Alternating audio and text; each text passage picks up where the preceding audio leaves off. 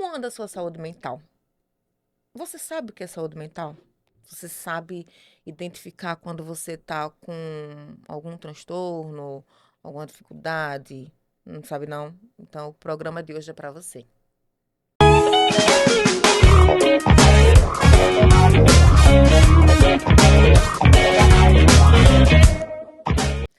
No episódio de hoje, do Pra Você Saber, a gente vai conversar com a psiquiatra, a doutora Ana Raquel Santiago de Lima. Ela é médica formada pela UFES, tem um título de psiquiatria em atuação há mais de 25 anos e ela aprimorou os estudos dela em transtornos alimentares lá pela USP. Veja, saúde mental é muito além do que o que a gente está imaginando e ela pode reverberar na nossa vida de diferentes formas. Por isso que o programa de hoje é especial e é direcionado para todo mundo, principalmente para você. Doutora Ana Raquel, muito obrigada por ter aceitado o convite. Seja muito bem-vinda para você saber. E a gente vai beber da fonte da sabedoria sobre saúde mental. Muito bem, obrigada pelo convite. Estou muito feliz de estar aqui. Vamos conversar. Vamos conversar. Primeiro, o que é saúde mental? Porque eu acho que quando um assunto está muito em voga, todo mundo fala, mas acaba que se perdem algumas definições. Sim. O que é saúde mental? Quando fala assim, ai, minha saúde mental está abalada, o que é saúde mental? É tão amplo que, né? Sim, a saúde mental ela foi conceituada pela Organização Mundial da Saúde como um bem-estar biopsicossocial. Então, quando a gente fala de saúde mental, nós estamos falando de um bem-estar biológico, um bem-estar psíquico, ou seja, emocional, e um bem-estar social, né? Uhum. E aí a gente fica pensando, social, claro, né? Porque se eu estou desempregado, eu posso ter um abalo na minha saúde mental. Como é que eu vou pagar o aluguel? Como é que eu vou cuidar dos meus filhos, né? Se eu tiver no puerpério, eu tenho, por exemplo, alterações hormonais, alterações sociais também, porque eu me tornei mãe. Se eu for mãe de primeira vez, eu tenho maior estresse emocional, porque eu tenho autocobrança, eu tenho uma cobrança social, né? Se eu for mulher, eu também tenho uma biologia específica, eu tenho questões sociais muito específicas, eu tenho cobranças sociais que podem abalar a minha saúde mental. Então, a saúde mental, ela é influenciada e ela é influenciada e depende muito de vários fatores, não só o bem-estar físico. Então, não é só a ausência de doença, né? A gente está falando de um conceito de saúde mais ampliado. É um bem-estar biopsicossocial e a saúde também, a saúde mental também tem a ver com isso. E muitas vezes a saúde mental interfere na nossa saúde física, né? É o tal não é o tal, a palavra não é essa, mas são as doenças psicossomáticas. Sim, sim, com certeza. A gente sabe que a gente tem um centro de comando, né? Então, a mente é o centro de comando, né? E a mente é algo que não é somente também o cérebro. Então, nós temos várias sinapses, ou seja, várias conexões neuronais que são influenciadas também pelo externo. Uhum. Então, a gente tem que entender que o corpo, ele responde, né? Por exemplo, quando a gente leva um susto, o nosso coração acelera, mas o nosso coração está saudável. Mas ele foi submetido a uma fonte de estresse e ele vai responder. Então, o estresse, quando a gente fala, né, fica uma coisa bem, né, assim, quase batida, assim. Ai, estou Isso. estressado, estou estressado. É. Mas o que é o estresse? O estresse é, assim, uma série de situações, né? Então, assim, isso vai influenciar. Então, se eu estou nervosa, eu posso ter uma dor de barriga, eu posso ter aquela, né, aquele arrepiozinho na barriga, aquela cólica momentânea, né, antes de uma prova, antes de uma situação que me deixa alerta. Então, há sinalizadores no cérebro que vão fazer os nossos órgãos responderem. Um deles é o sistema circulatório, é o sistema que afeta, que influencia o coração. Então, a gente também pode ter a mão fria, né? Mão suando, né? As pessoas, quando estão ansiosos, alguns têm reações físicas de ansiedade. Então, a mente e cérebro, eles são um só. Mas o centro de comando é realmente a mente. Entendi. Tem aumentado. A gente sabe que problemas de saúde mental sempre existiram. Antigamente existiam os manicômios, que não podem mais, que foram abolidos há algum tempo. Mas é uma impressão minha, uma percepção minha, ou com o passar do tempo tem aumentado os casos de necessidade de atenção e de transtornos relativos à saúde mental? Ou sempre aconteceram na mesma quantidade, mas as pessoas estão mais alertas e estão buscando mais ajuda e mais tratamento? Veja, eu acredito e a gente percebe que as mudanças, né, vários estudos já apontam, estudos de sociologia, por exemplo, o quanto o caldo cultural influencia no nosso adoecimento mental, né? Uhum. Inclusive no nosso adoecimento físico também, né?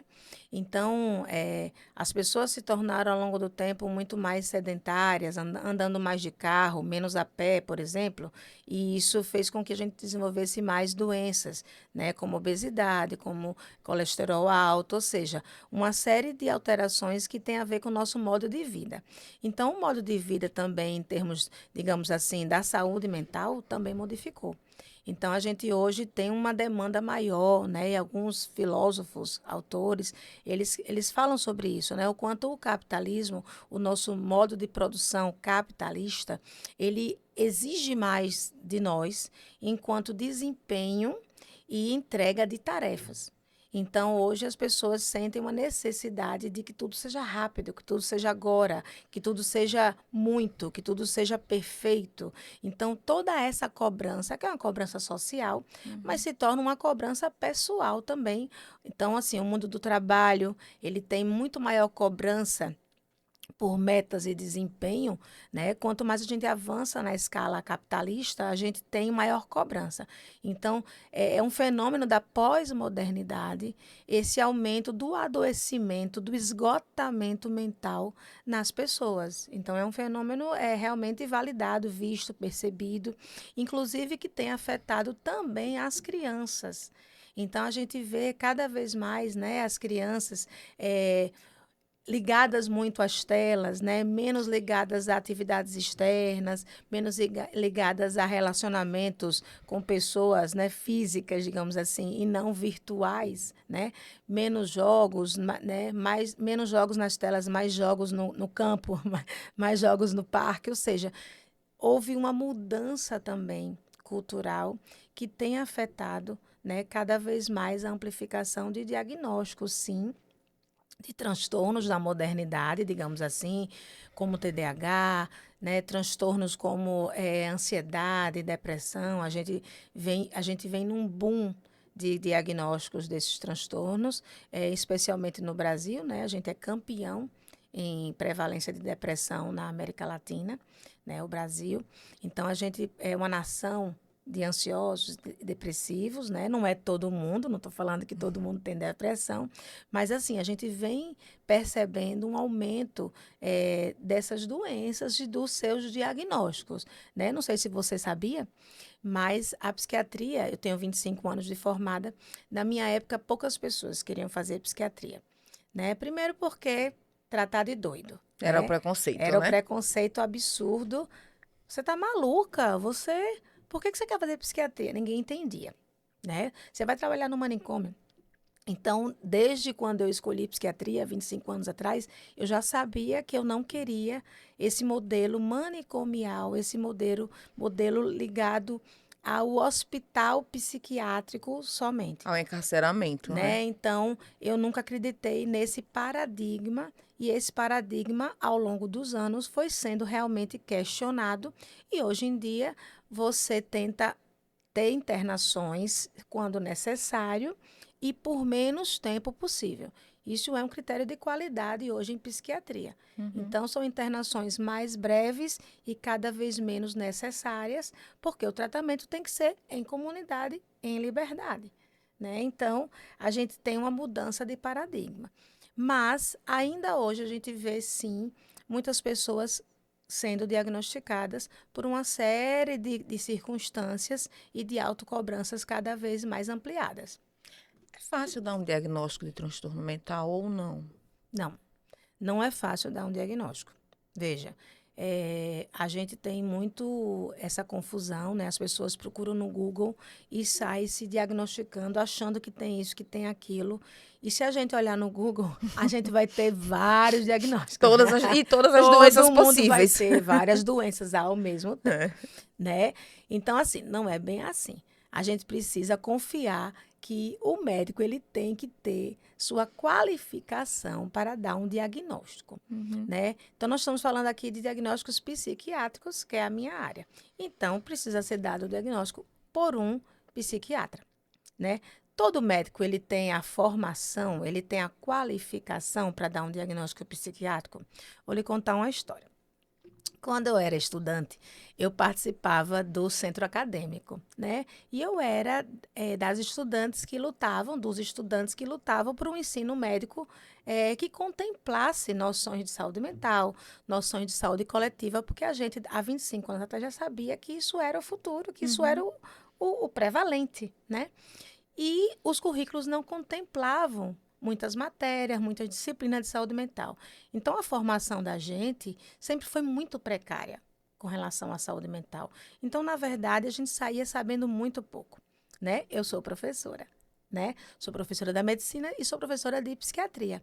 Então, hoje em dia, 25 anos depois daquela estudante, militante e tal, hoje eu ensino psiquiatria junto com outras pessoas que sabem e que em currículos onde a gente sabe que o médico generalista, o que sai da faculdade, ele precisa saber de saúde mental.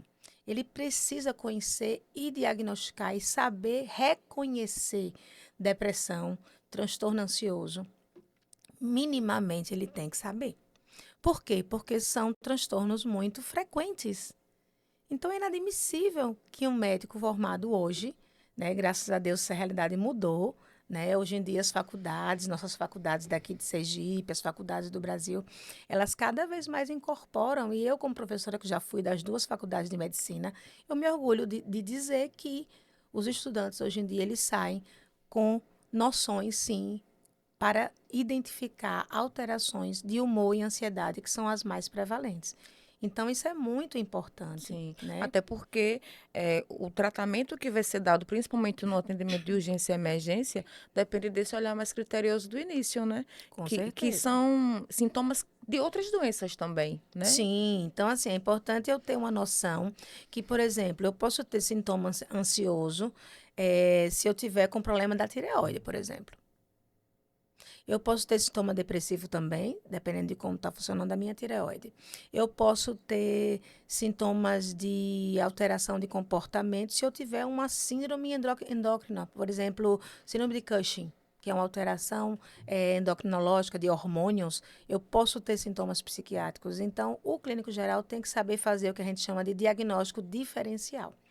Certo? Ele não precisa ser um psiquiatra, mas Uhum. ele tem que saber que até a hipoglicemia pode dar alteração de comportamento. Então, veja, o diagnóstico não é fácil. Então, demanda um médico qualificado para identificar que alteração. Eu preciso pedir exames complementares para, digamos assim, afastar o diagnóstico. E eu sempre falo para meus alunos isso. Veja, o diagnóstico psiquiátrico ele precisa ser o diagnóstico de exclusão. Se alguém está com alteração de comportamento, vamos saber se tem diabetes, se tem pressão alta, qual é a idade, tem alguma alteração, vamos fazer uns exames, né? Vamos fazer um eletrocardiograma, ou seja, a gente precisa investigar para depois dizer, o corpo está ok, então realmente é uma alteração da mente. E isso vai demandar um médico especialista. Uhum. Então, a medicina, ela é muito vasta e a gente sabe que a gente tem especialidades. Então, eu tenho que ter noções da medicina geral, mas eu não vou começar a tratar de cardiologia, de endocrinologia, sendo psiquiatra e vice-versa. Uhum. Nós precisamos entender que o diagnóstico ele demanda uma expertise.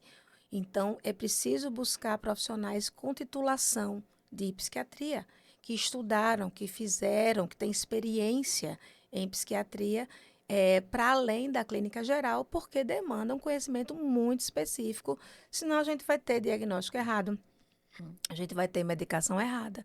E aí a gente vai ter conduções de casos errados. Antigamente, a senhora falou que há 25 anos as pessoas consideravam. Loucas não é uma palavra, até porque. Tá? Me entendam, não é capacitismo nem Sim. nada. Mas eram pessoas que não estavam bem para escolher a psiquiatria, digamos assim, Uhum. no meio de um leque de oportunidades da medicina. E isso, claro, fazia com que a quantidade de psiquiatras fosse reduzida. Sim. Como é que está essa relação hoje de médicos, de quantidade de médicos psiquiatras para a demanda atual?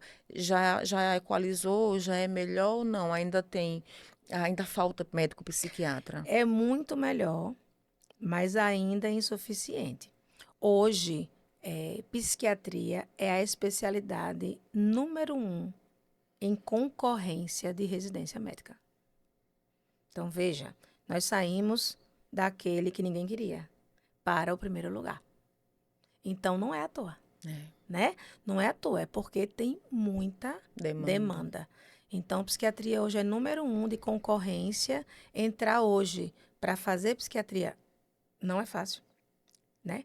Antes sobrava vaga. Hoje é o número um de concorrência de residência médica em todo o Brasil. Então, é uma especialidade muito procurada e que demanda uma dedicação, né? Demanda certas habilidades também, né? A gente tem pessoas que entram em psiquiatria e desistem, porque não é uma área simples, Não é leve, né? né? Não é leve, né? A gente também está no número um de procura e está nos top 3 de síndrome de esgotamento mental, de burnout. Era isso que eu ia perguntar. Quem cuida de quem cuida? Pois é. Então, o psiquiatra, a psiquiatria é uma das 3 especialidades com mais índice de burnout, certo? Porque o dia a dia é um dia a dia bastante pesado. É um dia a dia que demanda muito do médico, né? Tanto de dedicação quanto de empatia, de envolvimento mesmo com o caso. Não envolvimento que eu digo assim, emocional, vou levar o paciente para casa, Mas né? Não precisa é isso. estudar, né? Mas eu preciso estudar muito e eu preciso, assim, um paciente em crise, vai me demandar estar com a família, vai me demandar uma supervisão. Então, assim, demanda do médico uma atenção, né? Quer queira, quer não queira, a gente tem situações gritantes de risco, né? De risco de suicídio, tentativas de suicídio, casos homicídio, assassinato, ou seja, uma série de complicações que não são frequentes, né? A gente sabe que, né, ao contrário do que se pensa, os pacientes psiquiátricos não são quem mais comete crimes, tá? Só para clarear isso aqui, né? Não são. Quem mais comete crimes são aqueles que não têm diagnóstico, certo? Mas, às vezes, a gente se depara com situações que a gente tem que ir à justiça, a gente tem que emitir relatórios, a gente tem que fazer perícias forenses. Então, realmente é uma área que ela demanda muita expertise, dedicação e, consequentemente, ter terapia em dia, né? Gente, interessante. A maioria dos programas que a gente fez, de dezembro para cá, quando foi retomada, ou na pergunta ou no próprio entrevistado, ele fala sobre terapia.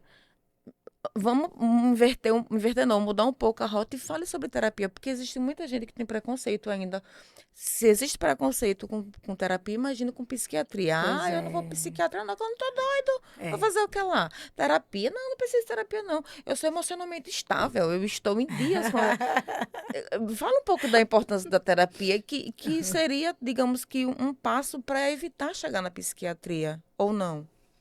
Veja, é importante que a gente saiba, e é difícil, né? Porque, assim, toda mudança gera um desconforto. Sim.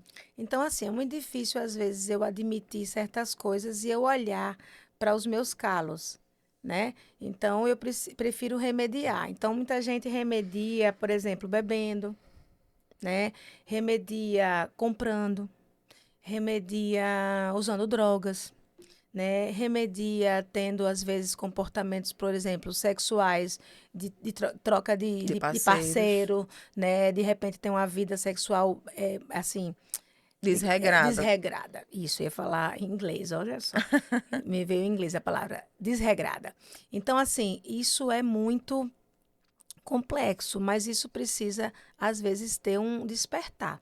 Às vezes a gente não percebe, mas o outro percebe. Alguém que está do nosso lado. Olha, eu tô achando que você tá bebendo muito, tem saído muito, Tem comido que tem comido muito. muito. O que está acontecendo, né? Então, assim, a gente sabe que é difícil perceber, né? É difícil a pessoa perceber. E às vezes a gente precisa chegar, digamos assim, pelas bordas, Uhum. né? Principalmente com relação à questão do corpo, né? Como você sabe, né? Já me apresentou que eu trabalho com transtornos alimentares. Então, essa questão de falar do corpo é muito sensível. Então, a gente não tem que fazer nem crítica nem elogio ao corpo. Mas nós podemos perceber que a pessoa está mais ansiosa se ela está comendo mais rápido, por exemplo. A gente percebe alguém muito próximo da gente que ela come mais rápido, que essa pessoa não quer mais comer na mesa, só come no quarto. Tá estranho. Ou então que essa pessoa está emagrecendo muito, perdeu bastante peso sem fazer dieta, sem necessariamente fazer dieta, assim, tá perdendo peso, né? E a gente percebe aquilo, né? E talvez assim, numa conversa, como é que você tá? Tá tudo bem? Como é que tá a faculdade? Como é que tá a escola? Como é que tá, né, o trabalho? Tá tudo bem? Vamos sair um pouquinho, vamos conversar. E aí, tal, a gente pode ir percebendo e a pessoa pode se abrir primeiramente com um amigo para depois perceber que é necessário falar com um profissional. Porque o amigo é um amigo, Sim. né? Uma vez uma pessoa falou assim: "Não, mas eu vou fazer terapia, eu faço com meus Em amigos", mesa de bar. sabe? Aí eu falei assim, mas será que os seus amigos, seu amigo, sua amiga, vai conseguir chegar no ponto que você precisa chegar para o seu crescimento, para o seu Exato. autoconhecimento? Será que ele vai ter essa habilidade? Porque o psicólogo é o profissional que é treinado para desvendar os mistérios da mente, né? O psiquiatra é um médico, né? O psicólogo é formado em psicologia e todas as suas teorias psicológicas. O psiquiatra é um médico. O psiquiatra não é terapeuta, né? Ele pode até ter uma formação em psicoterapia, mas o psiquiatra é um médico. Ele vai tratar dos medicamentos quando tiver um transtorno ou uma doença da mente, que é doença mental, que a gente tem que desmistificar isso. Doença mental não é doidice. Não é, Uhum. tô doido, tô louco. Não. A mente, doença da mente, doença mental. A Mas mente, assim, o cérebro é um órgão, né? pronto, não é doença cerebral, é uma doença Mental. mental. Não quer dizer que é loucura. Então, as doenças mentais são transtorno de ansiedade, transtorno depressivo, TDAH. São todas doenças da mente, né? Algumas delas têm alguma alteração até cerebral do neurodesenvolvimento, como TDAH e TEA, que é o autismo, mas a maioria das doenças são mentais mesmo, que são da mente. Então, assim, é importante que a gente consiga perceber isso para buscar ajuda. O psicólogo ele vai conseguir ajudar num desconforto, numa ansiedade inicial, numa preocupação, num luto, né? Perda de alguém, uma separação, e eu comecei a beber muito, e os meus amigos, velho, eu vejo isso aí, tá bebendo, bateu o carro, já bateu 3 vezes. Tem uma coisa errada, né? Uhum. Isso é um alerta. Talvez procurar um psicólogo, porque você não está percebendo, mas tá ali, os sinais estão ali. Né? Uma criança que está muito irritada, uma criança que grita muito, uma criança que não está indo bem na escola, veja, é um alerta. É o psicólogo que tem que procurar. E o psicólogo ele pode alertar que, olha, eu acho que seria importante uma avaliação de um psiquiatra, porque eu estou achando que somente psicoterapia não vai ser suficiente. O psicólogo ele tem essa habilidade.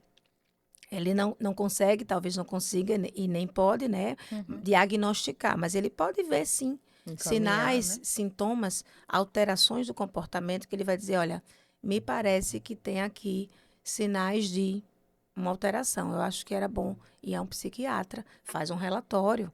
Psiquiatra e psicólogo trabalham juntos, pelo menos eu adoro trabalhar junto com os psicólogos, mas realmente ainda há muito, muito, muito preconceito. Sempre quando chega no consultório um paciente, eu dou os parabéns. Meus pacientes todos recebem parabéns, né? Olha, parabéns, você conseguiu chegar até aqui. Eu sei que foi difícil, né? Você enfrentar uma série de obstáculos, como o preconceito, o medo, né, em torno dessa consulta comigo, que eu sou uma psiquiatra, mas parabéns, porque você conseguiu. São 3 os obstáculos que eu sempre reconheço. Primeiro, chegar no psiquiatra, né? Porque é médico de doido e eu não sou doido, né? Então, segundo, tomar os remédios que eu talvez precise prescrever. Já teve vezes que a pessoa veio para mim e eu encaminhei ao psicólogo. Não prescrevi nada, né? Mas às vezes eu preciso prescrever. Tomar esses remédios é outro dilema. Meu Deus do céu, vou ficar dopada, Sim. vou ficar dependente, vou ficar viciada, vai mudar minha personalidade, eu já ouvi isso também. Então eu preciso explicar, dizer que não é bem assim. E terceiro, receber um diagnóstico. Então ninguém quer ter uma doença mental, né? É difícil esse diagnóstico, eu explico, é importante que o psiquiatra ele tenha esse tempo para explicar aos pacientes do que se trata e como é que acontece, e assim como eu estou falando com você aqui, né? Tem vários fatores, né? Não é um defeito, não é fraqueza, não é falta de fé, não é nada disso. Existe uma alteração neuroquímica também. Não é só isso, mas é Também também. isso. Então a gente vai falar disso. Então, assim, os meus pacientes sempre eu estendo o tapete vermelho, assim, são vitoriosos de ter que enfrentar 3 grandes obstáculos, né? E o psicólogo também enfrenta os mesmos obstáculos para que alguém chegue lá. Eu estou vejo alguma alteração em mim. É, eu vou logo para um psiquiatra ou eu devo ser encaminhado para um psiquiatra? Por exemplo, eu acho que eu estou muito agoniada, aquela coisa da cabeça meio cheia, eu não consigo dormir direito, eu não consigo estabelecer relações com as pessoas direito, e aí eu vejo isso tudo, eu vou direto para um psiquiatra ou eu primeiro tenho que ir para um clínico para ele me encaminhar? Como é que é esse proceder? Vamos lá. Se você está indo pelo serviço público, você vai precisar de um encaminhamento do clínico geral da sua unidade de saúde da família. Então, você está sentindo essa alteração, insônia, ou então agitação, a sua família percebeu a alteração, vai com você primeiro a um clínico geral. Ou então você está chorando, você sente que está mais emotivo, que não consegue segurar o choro, você vai procurar um clínico. E o clínico, dependendo da, é isso que eu digo, dependendo da habilidade que ele tem, ele pode até identificar ali um quadro depressivo. Ele pode identificar e ele tem recursos e medicamentos, inclusive no SUS, que ele pode lançar mão inicialmente e começar um tratamento com você no posto de saúde com o clínico geral. E ele também vai encaminhar o psicólogo, né, do SUS. Vai ser as duas coisas ao mesmo tempo, porque essa casadinha é fundamental. E aí, se geralmente, né, é como eu ensino para os meus alunos da medicina, se não responde, se você vê, você como médico que não está respondendo, ele pode sim encaminhar você ao especialista. Infelizmente, a gente não tem uma oferta no SUS de consultas de psiquiatria a contento. Então, muitas vezes isso demora. Então, o que acontece é que o clínico geral ele precisa ter noções de saúde mental para que ele inicie o tratamento, para que ele inicie, não deixe o paciente em sofrimento, né, daquele jeito, que ele consiga. Quando os casos são graves, por exemplo, a pessoa ela perdeu a noção da realidade. Ela se sente perseguida por vizinhos, ela ouve vozes, ela tem vontade de tirar a roupa, ela sai na rua sem roupa, por exemplo. Isso pode acontecer, ou seja, houve uma ruptura com a realidade e aí chega até o posto de saúde uma situação dessa. O médico vai imediatamente encaminhar ao CAPS. Os CAPS de Aracaju são divididos por região, né? E aí esses CAPS eles estão de porta aberta, eles são um acolhimento de manhã e de Imediato. tarde, imediato, não tem agendamento. Então, os CAPS, a pessoa pode ir sozinho, vai ser recebido, não precisa encaminhamento para CAPS. Para psiquiatra no ambulatório vai precisar, para CAPS não. E aí ela vai ser atendida, acolhida pelos psicólogos, agentes sociais que estão ali no plantão de acolhimento, e aí eles vão agendar para o médico, geralmente em 2 semanas, no máximo. Se o médico tiver naquele dia e o paciente tiver em surto, o médico pode atender naquele mesma hora, o CAPS tem medicamento. Se não conseguir segurar, vai chamar o SAMU, vai encaminhar a urgência psiquiátrica. Ou seja, Aracaju, ele tem ainda hoje, né?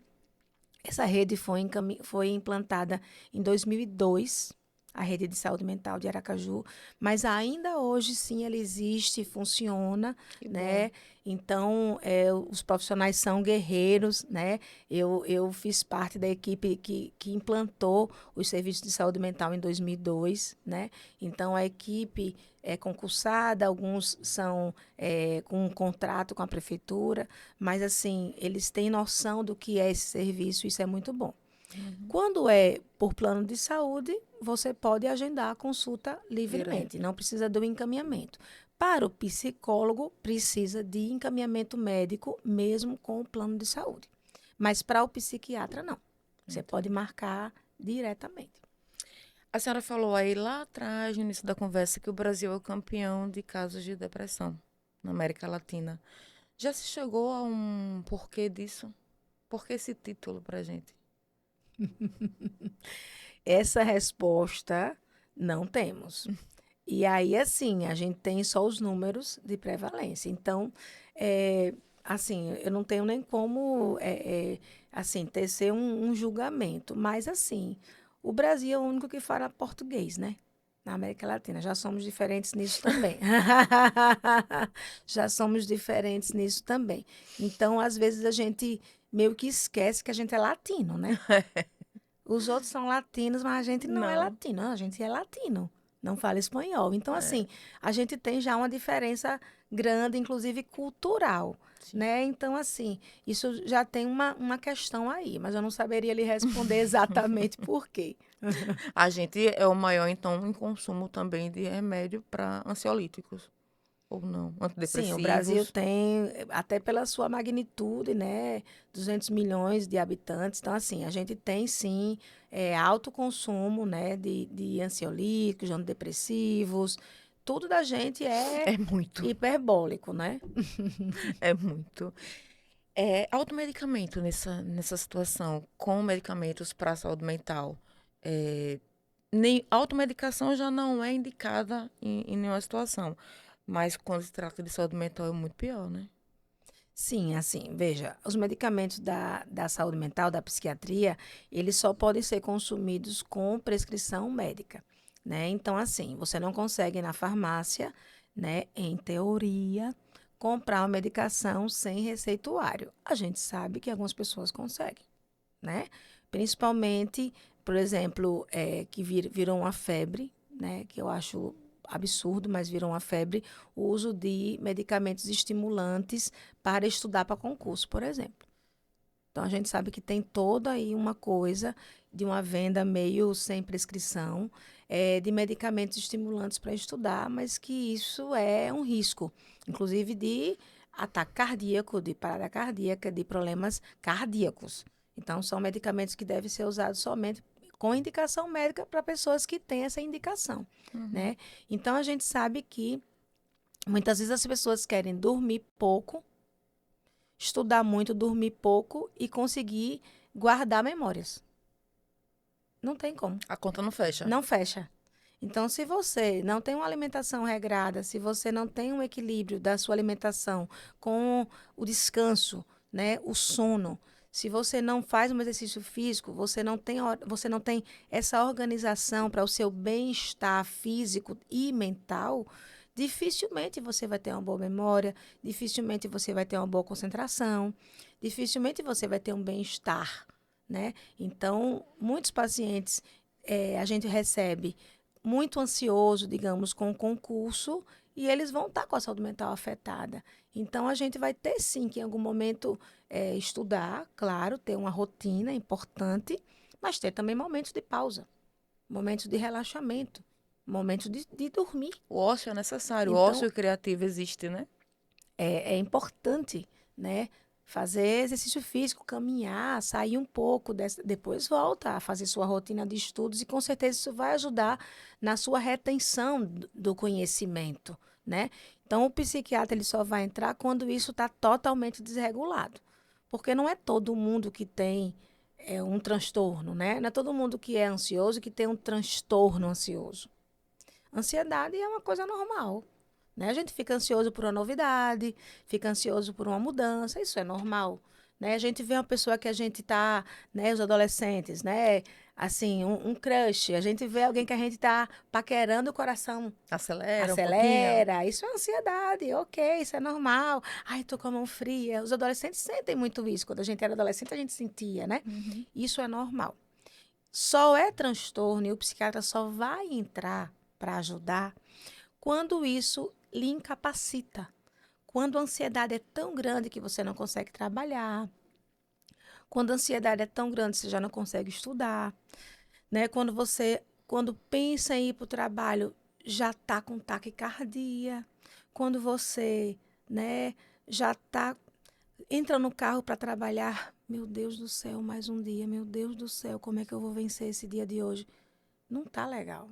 Não tá legal. Tá acontecendo alguma coisa. E Não é aí, normal isso. e aí também já não é só talvez uma ansiedade, talvez seja um Isso. burnout. Talvez sejam outras questões também. Certo. Então, quando afeta a minha vida, a minha funcionalidade, o meu dia a dia, eu preciso olhar para isso. Não, mas eu tenho que dar conta, porque eu tenho que pagar a conta. Porque, veja, tá, eu sei, você tem que dar conta. Respira um pouco, peraí. Porque senão a gente termina atropelando os nossos próprios limites. O que significa burnout? Significa esgotamento. Burnout significa queimar até o fim. Então, não é para a gente deixar, nem deveria ser para que a gente chegasse nesse limite, mas muitas vezes, por nossos próprios temperamentos, personalidades, a gente não respeita os nossos limites e a gente acha que a gente dá conta, assim, de várias coisas, dá conta de tudo. E aí a gente bota nossa mulheres, botamos nossas capas vermelhas e achamos que damos conta de tudo. Veja, né? Homens, vamos lá. Não pode chorar, não pode ser fraco, não pode dizer não, não pode recuar. Não, não pode. Diz não para si mesmo e não consegue dizer não aos excessos externos. Então é importante que a gente reconheça os nossos limites, né? Então tem que ter um limite para o trabalho. Hoje em dia, nessa época, né? Meu celular está na bolsa, eu guardei, mas veja, essa época de hiperconectividade precisa haver uma desconexão em algum momento, É. né? Professores, mães, E ninguém mais liga assim, né? Por exemplo, ainda existe uma cobrança que também é uma cobrança, que aí afeta a minha saúde mental, por exemplo. Você tem que estar olhando sempre pro celular, porque as pessoas não ligam, mas elas só mandam mensagem. é, E querem que você responda a mensagem naquele dito momento, porque se não der, você não está produzindo. Você não está dando atenção ao trabalho. Isso também virou uma coisa meio doentia, né? virou uma coisa ansiogênica, ou seja, gera ansiedade. Existe também um burnout de rede social, de telefone, de WhatsApp, né? Então, assim, é importante que a gente reconheça isso. Importante a gente. Oh, poxa, são 9 da noite, eu ainda estou trabalhando. Então, assim, será que assim, o que, que pode acontecer, a não ser que você seja do SAMU, vinte e você quatro tem que horas por ficar de dia. plantão. Mas veja, amanhã eu resolvo isso. Agora eu vou me desconectar. Eu recebi a mensagem, mas agora eu vou me desconectar. Amanhã eu vou resolver. Faz um livrinho de pendências antes de dormir. Faz um livrinho, anota as pendências para as pendências não ficarem na sua cabeça ecoando enquanto você estiver deitado. Se isso está lhe gerando angústia, pega um caderninho, escreve para amanhã. Anota e fecha aquilo. Respira, faz sua oração, agradece o dia. Ok, foi um dia bom, meu Deus, foi um dia intenso, mas foi bom, consegui, fiz o possível. Sabe? Se abraça um pouco. É importante que a gente respeite os nossos limites. Então, às vezes, a gente acha que isso parece uma coisa meio autoajuda, Holística, né? né? Autoajuda. Meu Não, coaching. sabe, meu coaching. Mas não, eu falo sempre também para meus pacientes isso. Eu aprendi isso, sabe aonde? Na pandemia. Durante a pandemia, a gente percebeu o quanto era importante e poderoso a gratidão, né? Ficou até meme, né? Uhum. Gratiluz, né? É isso Virou mesmo. até meme, né? Em algum momento a gente ficou com raiva desse negócio de gratidão, assim, encheu o saco. Ai, gente, tudo é gratidão, meu É, Deus, eu cheguei a que um momento que eu dizia, minha chato. gente, me diga obrigada. É Ou obrigado. Não chato, me é diz chato, é gratidão, não, que chato. fica parecendo tão Ficou. falso, né? Então, Então, ficou assim, over, né? Ficou meio exato. exagerado. Mas assim, o que eu quero dizer é que ao longo do tempo, após pandemia, pesquisas foram feitas, né? Pesquisas de quais campos cerebrais eram ativados quando a gente exercitava mentalmente a gratidão. Você sabe que teve resposta? De bem-estar mental, de melhora da frequência de áreas mentais que eram ativadas, de relaxamento. Que legal. Então, assim, a questão da gratidão não é só dizer gratidão, daqui a pouco eu estou gritando. Não é isso. É praticar A gratidão. com você mesmo. Se sentir grato, Se né? sentir grato com você. Você venceu mais um dia. Apesar de toda turbulência e excesso de trabalho, cobrança, filho gritando, escola ligando, você venceu esse dia. Nem tudo você conseguiu alcançar, mas vamos focar no que foi possível, no que você conseguiu. Vamos focar no que você conseguiu. Então, às vezes, praticar isso dá uma calmaria. Existem pesquisas que mostram isso, reduz o nível de ansiedade. Então, às vezes, eu recomendo para alguns pacientes isso. Eu digo, olha, tá difícil você conciliar seu sono, você fica pensando ali o que vai fazer amanhã. Ai, meu Deus, não dei conta disso hoje. Ai, uma hora. Respira um pouco, lentamente, profundamente. Isso também ativa, assim, é como que dá reset na ansiedade. Respirar lenta e profundamente. Esse é um exercício que dá reset, né, na ansiedade. Então, você não, olha, não há mais nada a fazer. O dia precisa se encerrar. O Isso é uma ciclo precisa realidade. fechar, né? Pronto, nós precisamos descansar. Vamos tentar descansar. Então, até tal hora você vai olhar o celular. Depois de tal hora você vai largar o celular, né? Então, é isso. Você pode colocar um WhatsApp Business, botar uma mensagem automática. Se você, de repente, é um grande executivo, você é uma pessoa que precisa responder a demandas, baixa o WhatsApp Business. Bota uma mensagem automática. Depois de tal hora, a mensagem automática. Amanhã recebi sua mensagem, mas amanhã, agora estou no meu descanso, na minha desconexão. Amanhã, com certeza, verificarei sua demanda. Sabe uma coisa que eu aprendi com um colega recente? E eu tenho colocado no meu celular o não perturbe. Eu já programei o horário, a partir daquele horário até tal hora, não perturbe. E Pronto. só tem as pessoas eleitas, que é família, lógico, Muito bem. para poder receber a ligação. Porque antigamente eu acordava meia-noite, uma hora com o povo mandando mensagem, bipando. E aquilo me dava um revertério, assim, dizia, meu Deus, eu tava num soninho tão gostoso. E aí eu já não dormia mais. Então passava uma Claro, hora porque para voltar você a ficava com a dormir. demanda mental. Então, é importante usar não perturbe, é um recurso, né? Se você tem essa demanda toda, WhatsApp Business, ou simplesmente você combinar com você mesmo que você não vai responder mais o WhatsApp, você vai cuidar da sua vida, porque a gente tem que ter uma vida É. pessoal, né? A partir daquela hora. E aí você precisa se contemplar com isso, né? Deixa ali, a gente tem como, né? Notificação só para a família. Uhum. Os outros estão silenciados, grupos silenciados, notificações para a família. E assim, a gente buscar recursos para que a gente consiga não ficar o tempo todo conectado, porque isso gera desconforto e sofrimento mental. Nem todo sofrimento mental vai gerar uma doença mental. Mas sofrimento mental é isso que você falou. Essa coisa que você era acordada e ficava ali. Você, meu Deus, uma demanda e agora? Insônia já. É. Já está com insônia, já amanhã já não vai ser um dia bom. Então, assim, é importante que a gente, se puder, faz isso. Tá difícil? Anota no caderninho. Deixa uma demanda para amanhã, tenta se concentrar, respira fundo, ok, agradeci.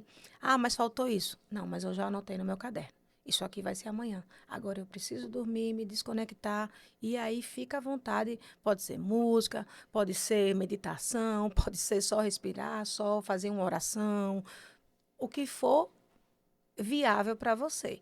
E se isso não for possível, aí é a hora de avaliar. Poxa, mesmo com tudo isso, eu continuo sem conseguir dormir e a minha mente não para. Talvez seja a hora de procurar um psiquiatra. Vamos ver o que ele pode ajudar. E não é assim, ele vai me passar aqueles remédios para dormir, para eu ficar dependente. Calma, nós temos muitas opções. Calma, confia.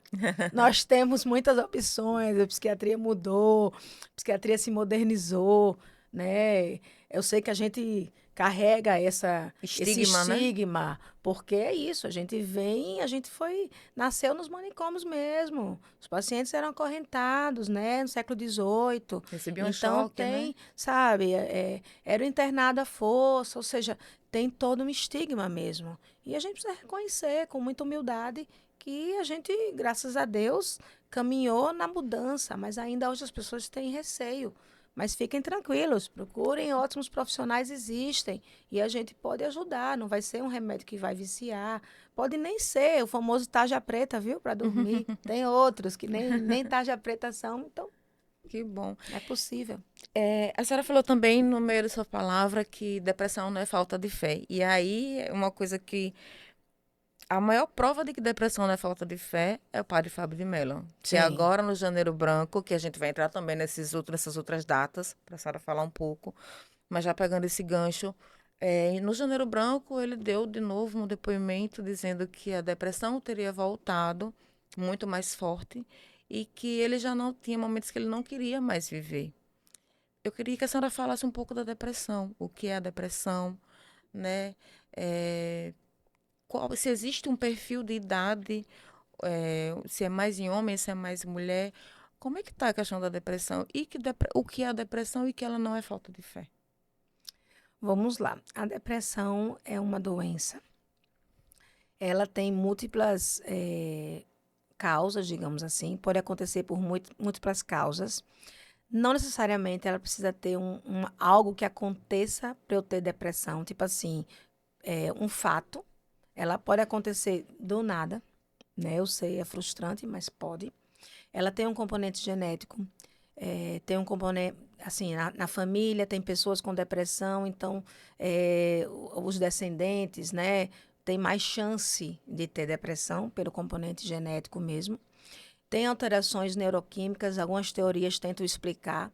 Ainda não tem uma teoria ao certo, assim, a certeza, mas existem teorias para explicar a depressão. Talvez até porque não seja só uma alteração neuroquímica, por isso que é tão difícil explicar.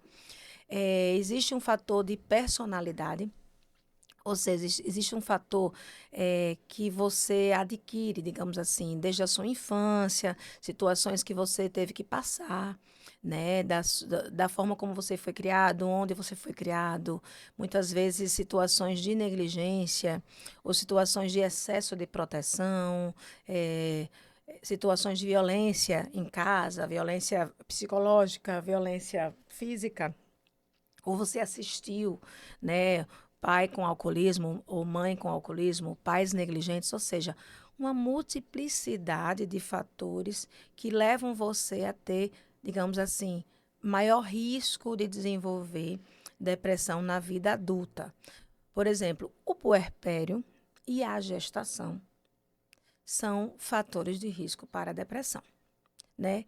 A mulher tem mais depressão do que homem, certo? Então, a gente tem fatores também hormonais e fisiológicos que podem influenciar, né? Tem também fatores culturais, né? Então, a gente tem situações, por exemplo, de maior violência, né, contra a mulher, menos reconhecimento, situações no trabalho, ou seja, a depressão ela pode acontecer em várias idades, né? Criança também pode ter sim depressão, não é igual ao adulto, né? A criança não fica como o adulto, né? O adulto, geralmente a depressão, por exemplo, na mulher que é mais prevalente, é um transtorno do humor. Então, o humor ele fica depressivo, né? Eu não tenho vontade de fazer as coisas, eu não sinto mais alegria nas coisas que eu tinha antes, ou eu fico com choro fácil, que a gente chama de choro fácil, ou seja, sempre fui emotiva ou nunca fui emotiva e de repente eu tô Desmanchando em lágrimas. chorando, me desmanchando em lágrimas. Não sei porque eu estou chorando. Por que você está chorando? Não sei. Eu estou com vontade de chorar, muito grande, eu não sei. E aí eu choro sem motivo, eu não tenho energia. E aí eu não quero mais sair, já não quero ficar na cama, eu posso ficar sem comer, ou eu posso começar a comer muito, né? Eu posso ficar sem dormir, ou eu posso ficar dormindo o dia todo sem energia para nada. Ou seja, a depressão ela altera muito o comportamento da pessoa. Isso não é uma coisa que tem que ser vista como uma fase. Depressão não é uma tristeza. Tristeza, ela dá e passa, né? Você pode ficar 3 dias triste, 4 dias triste, depois alguém vem e tal, você, tá, passou, E geralmente tem um né? motivo para você E ficar tem um triste, né? motivo para você ficar triste. Na depressão, ela geralmente perdura, né, segundo os livros, né, de classificação diagnóstica, durante todos os dias, por 2 semanas. Então, humor depressivo, falta de energia, falta de vontade de fazer as coisas, né, de redução de apetite, aumento de apetite, redução de sono, aumento de sono, diariamente, por mais igual a 2 semanas, já é um diagnóstico de depressão. Então, Na criança, como é que se... na criança pode acontecer diferente, né? Não acontece assim. Acontece, às vezes, com alteração do próprio comportamento. A criança pode ficar, inclusive, mais agitada, mais irritada, né? Pode alterar notas na escola, pode começar a brigar com os coleguinhas, pode começar a se isolar, né? Então, assim, existem sintomas diferentes. No homem também, né? A depressão no homem, muitas vezes, ela pode vir com, assim, irritabilidade, né? O homem fica mais impaciente, mais irritável, né? Mais briguento, ou bebe mais, né? Geralmente, a depressão, no homem, ela pode vir com o uso de álcool, pode vir com o aumento da bebida alcoólica, começar a beber quase todos os dias, começa a ficar rabugento, né? Começa a ficar briguento, começa a ficar, não tem paciência. Então, é difícil às vezes reconhecer isso, porque não é uma depressão como a gente está A acostumado a clássica. saber, a clássica, né? É. Então, assim, no homem pode vir dessa forma, né?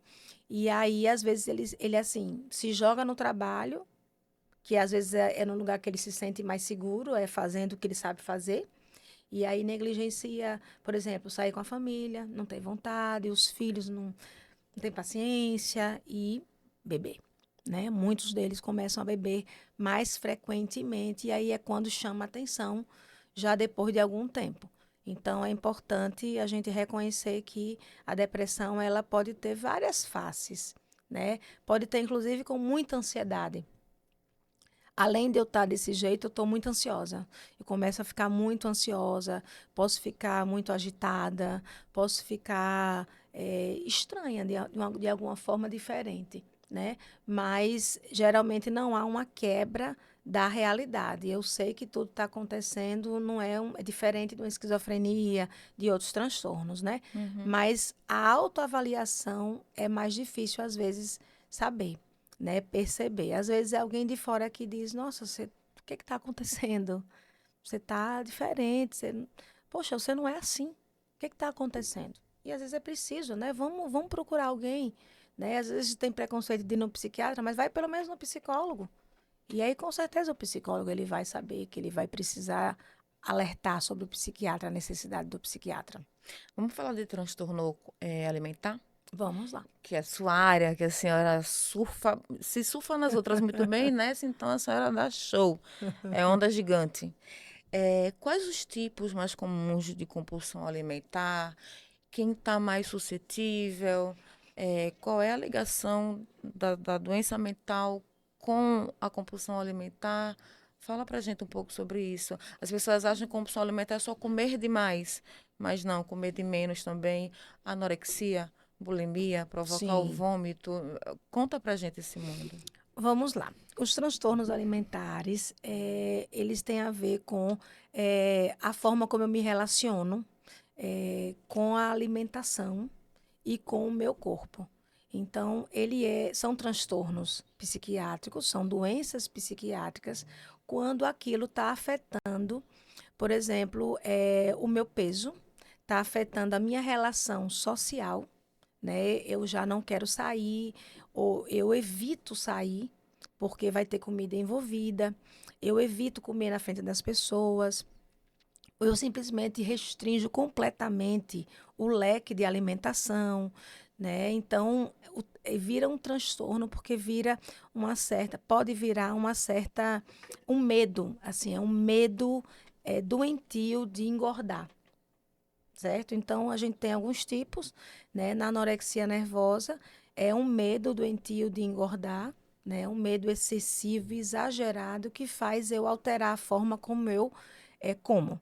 Então, há uma restrição voluntária de comida, não é que a pessoa não tem fome, mas ela passa a não comer. Acontece geralmente, a maioria das vezes, com as meninas, nas mulheres, né? Tem tido mais estudos agora e mais trabalhos apontando que tem crescido na comunidade gay, né? Então, tem crescido na comunidade LGBT, principalmente os homens gays, né? Nessa busca pela magreza, pelo corpo magro, né? Pela beleza estética. Pela beleza mais feminina. Então, eles são homens e eles acham que tem que ser mais magros, para ter um corpo mais fino, assim, mais feminino. E nessa busca, muitas vezes, eles se tornam com uma alimentação transtornada.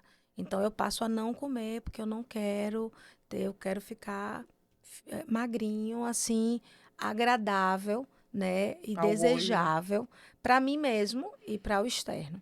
Então, começa, às vezes, geralmente, com uma dieta. Então, como é que começa? Numa anorexia nervosa, uma bulimia nervosa ou até mesmo no transtorno de compulsão alimentar. Geralmente na adolescência, no começo da adolescência, que é o momento que o nosso corpo muda.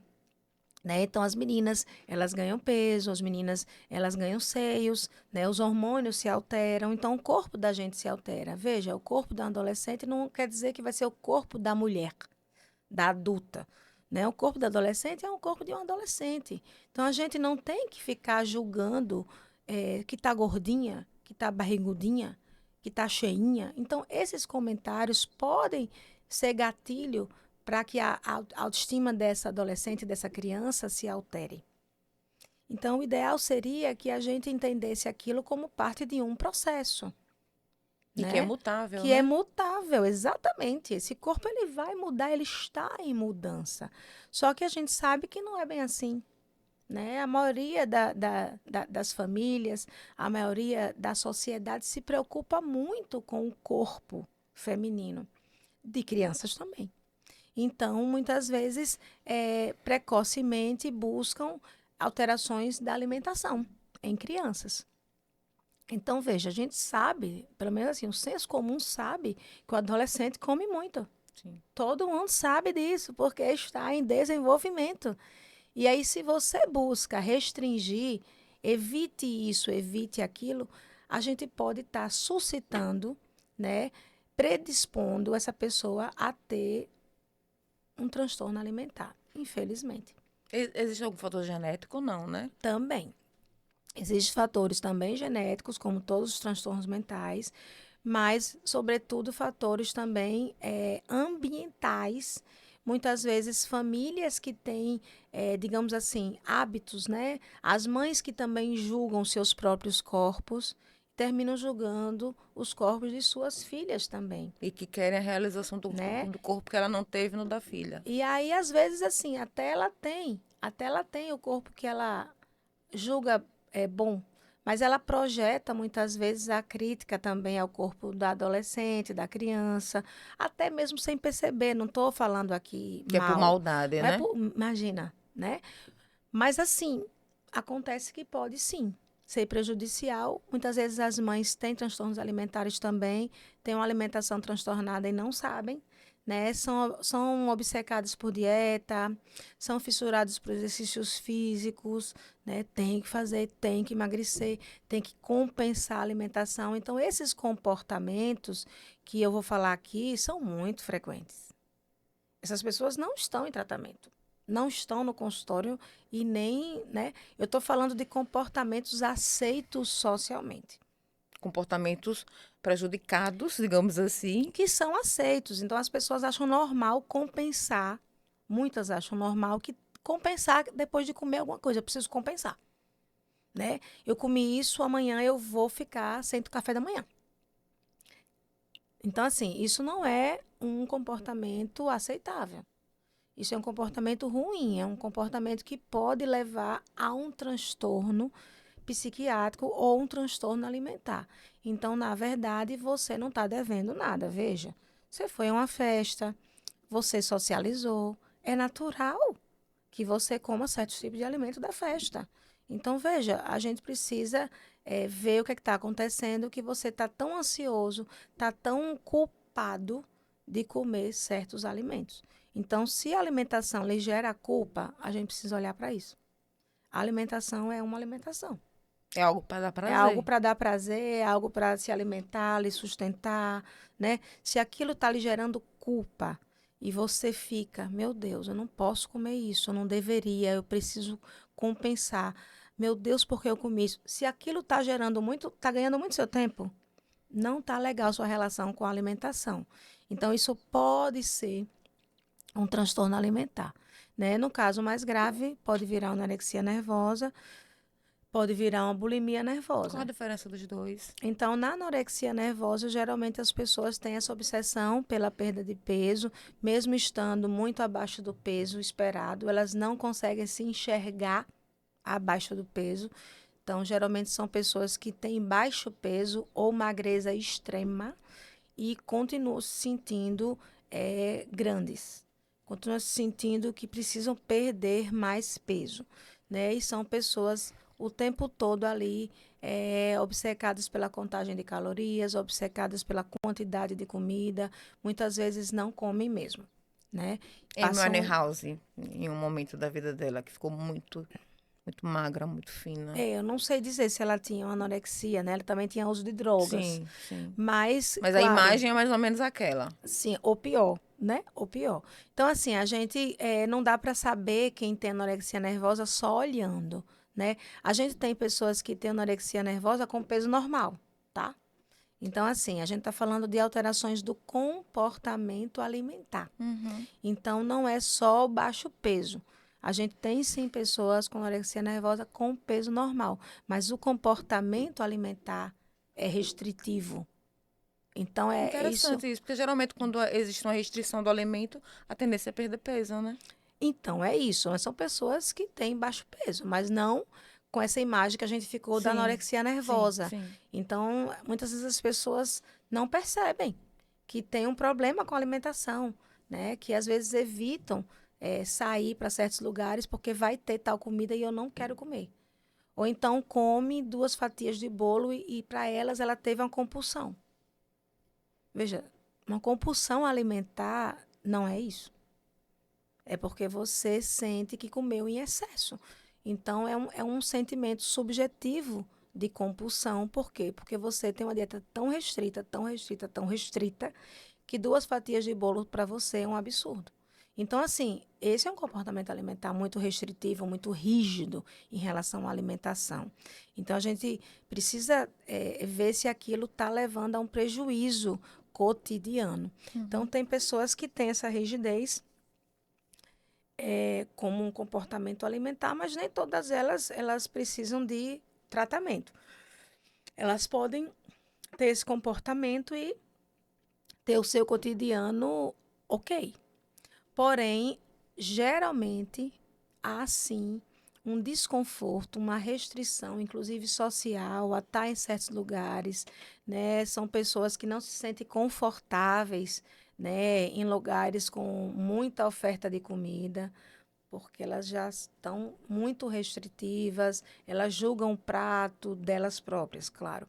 Mas assim, isso vira um transtorno como anorexia nervosa.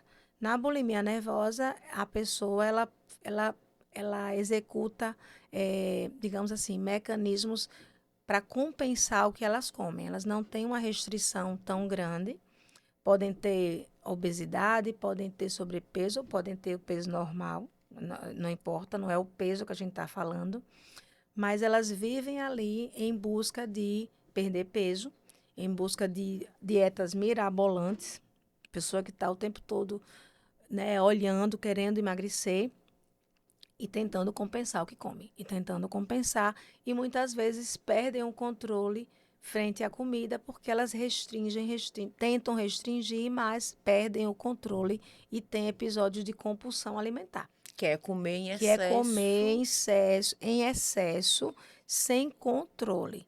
Não é assim, simplesmente comer a mais, né? Comer 2 hambúrgueres, né? Eu não devia, foi exagerado. Mas, assim, algumas pessoas conseguem comer 2 hambúrgueres. A compulsão alimentar geralmente é um excesso de comida para além do que as pessoas normalmente conseguiriam comer. Então, são várias coisas num pouco espaço de tempo, né? 10 mil calorias em 2 horas, né? Até 15 mil calorias, existe relato, ou seja, é um comer desenfreado, né? Várias coisas sem fome, sem controle, sem mastigar direito, sem fome, é uma É como se perda, o mundo como fosse se fosse um acabar. surto, né? Como se fosse assim, tive uma compulsão, perdi o controle total, comi várias coisas até passar mal. E aí a pessoa se sente muito mal, se sente com nojo de si mesma, com vergonha, angústia. E muitas vezes, na bulimia nervosa, pode praticar esses mecanismos inadequados de purgação. Eu preciso colocar para fora os alimentos. E aí, isso sim gera um ciclo de restrição, compulsão. Restrinjo. Comi muito, meu Deus, não aguento. Amanhã fico jejum, vou para academia sem comer, fico horas para compensar aquilo. Uhum. E depois eu entro na dieta de novo. Aí eu restringo de novo, aí perco o controle de novo e vira um ciclo da bulimia. Então é muito angustiante, as pessoas escondem seus comportamentos. Muitas vezes as pessoas não sabem, né, que as pessoas têm esses comportamentos, que usam remédios, né, para emagrecer sem prescrição, usam remédios para purgar, para uma série de situações e escondido, né? Então são pessoas que geralmente elas estão ali muito escondidas e não buscam tratamento muitas vezes. Uhum. Só quando aquilo está tão grande que está tomando conta de todo o meu dia, eu só pensar em comer, botar para fora, comer e fazer alguma coisa. Então, assim, aí geralmente chegam no consultório quando estão muito mais graves. Mas esses comportamentos são comportamentos que estão adulterados, estão transtornados. E é importante que procure ajuda, porque existe como a gente ajudar a ter um comportamento menos transtornado frente à alimentação. Né? Uhum. Então, é importante.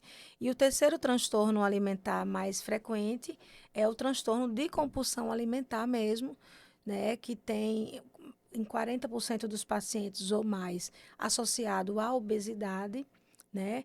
É, associado também ao transtorno de déficit de atenção, TDAH, que é a perda do controle frente à alimentação, vários episódios de perda de controle sem necessariamente executar mecanismos inadequados, né, de compensação. Então, eu sempre fico ali muito na culpa, me sentindo horrível, ganhando peso.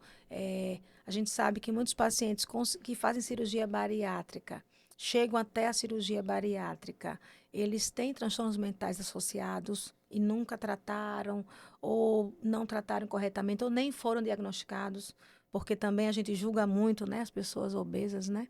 A gente acha que é falta de vergonha, Que come porque a gente come quer. porque quer, que é preguiçoso, não faz exercício porque quer. A gente está falando de 150 quilos em cima de 2 joelhos. É muita coisa. Então, Isso no assim, mínimo, né? a gente está falando de um peso exagerado em cima de 2 joelhos, 2 pés. Então, é difícil fazer exercício também.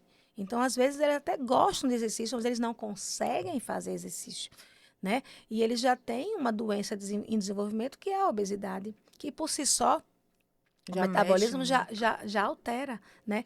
E aí eles têm episódios de compulsão associado que nunca foram diagnosticados porque ele é comilão. É só porque ele come muito mesmo. E, na verdade, podem ser episódios de compulsão. Não sei se você já ouviu isso de pessoas, né? Mas a gente às vezes ouve, né, de pessoas com obesidade assim. Meu Deus, eu nem como tanto. Isso vira uma piada, né? É. Isso virou muitas vezes uma piada, né? A pessoa obesa, ela sofre muito preconceito, né?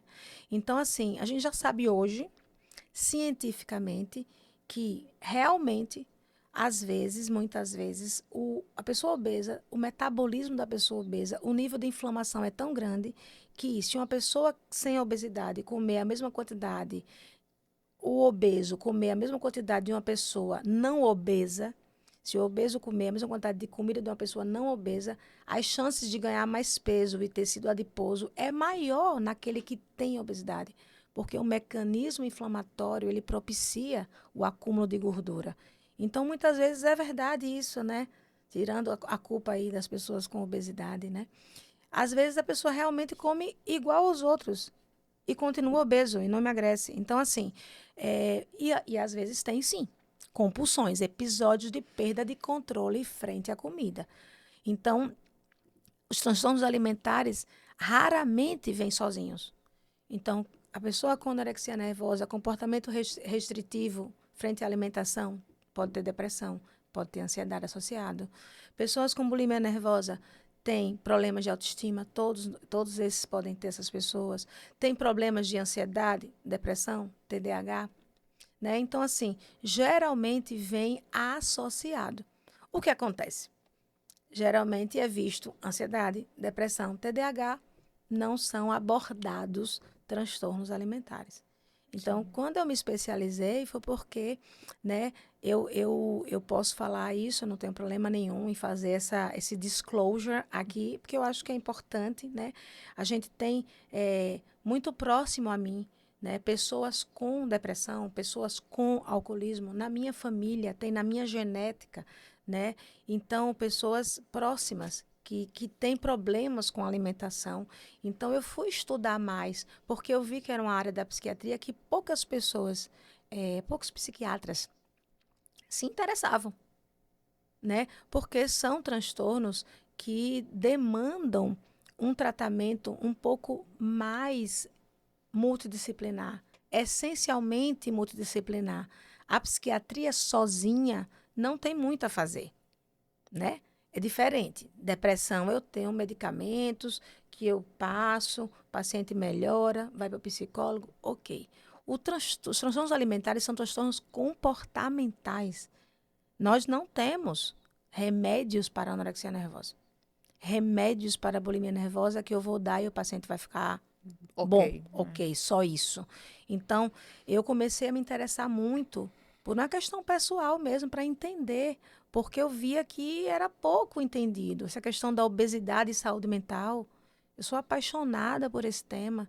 Sim, porque eu venho de uma família de obesos, porque eu sei o preconceito que os obesos eles recebem, né? O julgamento, né? Da sua qualidade, né? Se você está fora do padrão de aparência, né? De peso, você sim é julgado. Julgado até a sua capacidade Sua intelectual, de capacidade trabalho. intelectual, técnica é julgada. E como eu sempre, desde a faculdade, fui né, questionadora, né, sempre fui, esse é o meu perfil. Eu falei, por quê? Não aceito. Não quero, então vamos questionar o paradigma. Por que não? Né? Então eu fui atrás de saber disso, entendendo que cada um tem um corpo. Então, se você tem curvas, sua família, você vem de sua ancestralidade, né? É um corpo com curvas. Não adianta você querer fugir do seu biotipo. Sim, você vai ter curvas, né? Ou mais magra ou mais cheinha, você sempre terá curvas. É. E a gente precisa aceitar também aquele corpo e mostrar para os nossos filhos que também cada um tem um corpo diferente. Não existe um padrão. Então é muito difícil. Socialmente falando, a gente está falando disso para os meninos também. Vamos falar dos meninos. Tem que ter músculos. Sim. Como é que é? Frango, né? Que chama, Picolé, né? né? Também, né? Não é assim? É franguinho porque não Franguinho. consegue. É. Então, assim, veja, eles também sofrem. Os meninos sofrem. E fazem de tudo, e tomam anabolizante para poder Entendeu? crescer. Entendeu? Então, também tem transtornos alimentares né? Também tem distorções, né? A gente tem a vigorexia, que é o dismorfismo corporal, já foi chamado de anorexia reversa, que são homens que têm um corpo muito musculoso e eles se alimentam muito com suplementos, proteína e adoecem muitas vezes porque tomam suplementos em excesso, porque eles querem ficar muito musculosos e eles não se veem musculosos, se veem fracos. Já foi chamado de anorexia reversa. Isso é a vigorexia, é uma distorção da percepção da imagem corporal, o avesso da anorexia. Se anorexia, a menina se vê gorda num corpo magro, ela não vê que o corpo dela é magro, ela se vê ainda com coxas grossas sem ter coxas grossas. Isso é gravíssimo. Isso demanda um acompanhamento psicológico focado em dismorfismo corporal, né? Um acompanhamento fisioterapêutico, que também existe uma especialidade para distorção, pouquíssimos profissionais, né? Meus pacientes, eu preciso chamar uma profissional de São Paulo para atender meus pacientes, né? A gente não tem em Sergipe, nenhum fisioterapeuta que se interessou por isso, né? Por Uma favor, pena. se alguém quiser, vamos lá para a nossa equipe. Eu tenho uma equipe que trabalha comigo, que, né, a gente discute os casos, a gente, né, sua para poder ajudar essas pessoas. Não é fácil, não é fácil, mas demanda um tratamento multiprofissional. Então, sim, os meninos também sofrem com isso, né? Então, a gente precisa olhar para isso né, com, digamos assim, com seriedade. Então, assim, escolas, né, eu vejo, né, que ficam falando sobre dieta saudável para criança. Meu Deus, glúten. Sério que é importante ter essa conversa com crianças? Sério que a gente vai estar com isso com criança? Gente, cuidado. Atenção, mães. Cuidado. É que você precisa alimentar, claro. Precisa ter uma dieta equilibrada? Precisa. Mas cuidado com o papo de dieta. Cuidado. Com a lactose e com glúten, né? Que são os da vez, né? Cuidado com o papo de dieta. Não é verdade, não tem evidência robusta que leite é inflamatório. Atenção, não tem. Não tem. Se você não tem doença celíaca, você não tem a obrigatoriedade de cortar glúten da dieta. Cuidado, cuidado. Então, assim, a gente tem que ter muito cuidado, tem que ver o que elas estão acompanhando na rede social. Dá uma olhadinha, quem elas seguem. Cuidado, porque existe muito isso em rede social. Então, as redes sociais influenciam muito. Tem várias pesquisas mostrando. É o corpo bonito, é a pessoa que se entupiu do procedimento, mas ela emagreceu porque ela só comeu a coisinha que vinha da terra, Pois é, não é né? verdade, não é verdade. E aí ela mostra os pratinhos lá, como se ela não comesse nada. Nada. E às vezes, inclusive, come, tem compulsão fora da tela, restringe na tela, tem compulsão fora da tela. E você não sabe. É. E a pessoa está divulgando um transtorno alimentar. E nossos filhos estão seguindo, achando que eu tenho que fazer aquilo ali. Então, assim, ditando, isso aqui é veneno, isso aqui não sei o quê. Então, assim, veja, que caldo. Que caldo a gente, né, um caldo cultural, a gente está inserido. Então, nós mulheres, né, hoje em dia, né, eu que vou fazer 50 esse ano, né, entrando no climatério, menopausa. Então, assim, como a gente não pode envelhecer. Então, veja como é uma coisa que tem sido muito Como o falado, mundo tá muito cruel. né? Muito mais cruel com a mulher. Inclusive, teve um filme agora com Demi Moore, né? A Sim, Substância, que fala justamente disso, né? sim, Dela querer voltar, ela não ser mais aceita no mercado da beleza, de onde ela isso, estava, e ela tomar a substância para voltar. Então, a mulher é sempre muito mais cobrada, sempre muito isso. mais maltratada, eu acho, né? Com A palavra. certeza. E muitas de nós irão adoecer nesse processo, porque realmente irão questionar seu valor, irão realmente ser cobradas. A gente tem relações, às vezes, muito tóxicas, em relacionamentos que também nos cobram, né? Que emagreçamos, que estejamos lindas, né? não é só a sociedade, pessoas próximas da gente Sim. cobra, né? Que nossos cabelos estejam escovados, né? Que estejam pintados, né? Então, eu tô aqui totalmente fora do padrão, com muito orgulho, né? Então, assim, é E com a saúde importante mental em dia, o que é importante. que a gente, nem tanto. Não tem ninguém 100%. Mas tá melhor do que muita Ninguém. gente. Mas assim, a gente tá na luta, como todo Sim. mundo. Eu não tenho problema em dizer isso. É importante que a gente siga na luta, né? A psiquiatra também faz terapia, né? Toma medicação quando necessário. Não tem vacina, né? Um dia eu estava atendendo um paciente e ela falou assim: oxe, doutora, a senhora toma também medicação? Eu falei, uai, eu sou gente, sou humana, viu? Tenho questões. Então, assim, é importante que a gente quebre também esse paradigma de que a gente precisa se cuidar, nós todos. Então, tem se falado muito essa coisa da menopausa, e eu acho que as mulheres precisam se empoderar mesmo, tomar para si o poder. É menopower mesmo. Menopower, eu adoro essa palavra. Então, assim, veja, sim, muda. Sim, há mudança, mas há muito aprendizado. Com Há certeza. muito aprendizado, né? Então, essas adolescentes, eu sempre converso muito, é difícil o adolescente perceber o futuro, né? Porque o adolescente é imediatista, então é muito difícil. Muitas vezes a gente precisa fazer o tratamento dessas meninas sem elas quererem, né? A gente está agora recebendo, lá na clínica que eu atuo, adolescentes, né? Com transtornos alimentares graves, tal, eu e a equipe, né? E a gente está assim, veja, você pode não entender agora, mas é importante você trabalhar isso agora. Eu sei que você não quer realmente se deparar com certos alimentos, mas a gente não pode ficar comendo só tal coisa. A gente vai ter que dialogar sobre os alimentos. A gente tem vários alimentos, todos são permitidos. Não existem alimentos proibidos.